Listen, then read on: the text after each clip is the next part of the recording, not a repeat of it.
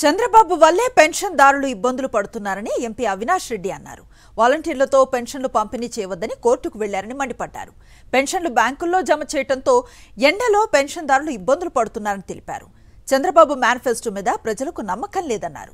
కడప జిల్లా పులివెందుల నియోజకవర్గంలో తొండూరు మండలంలో ఎంపీ అవినాష్ రెడ్డి ఎన్నికల ప్రచారం నిర్వహించారు.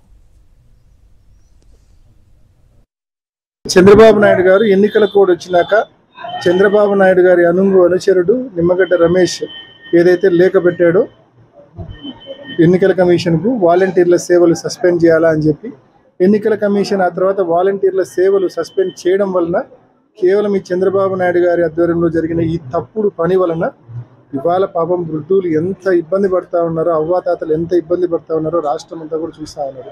పంచాయతీ ఆఫీసులకు, సచివాలయాలకు తిరిగి పెన్షన్లు తెచ్చుకొని చాలా మంది ఎండలు తట్టుకోలేక ప్రాణాలు కోల్పోయిన పరిస్థితి చూసినాం. మరి ఈ ఏడాది మనము ఈ నెల మే నెలకు సంబంధించింది మనం బ్యాంకులో జమ చేయడం జరిగింది. ఎందుకంటే వాలంటీర్ సేవలు ఆల్రెడీ ఎన్నికల కమిషన్ సస్పెండ్ చేసింది. కాబట్టి ఈ పాపానికి ఎవరు బాధ్యులు, ఎవరు కారణం ఒక్కసారి ప్రతి ఒక్కరు కూడా ఆలోచించండి.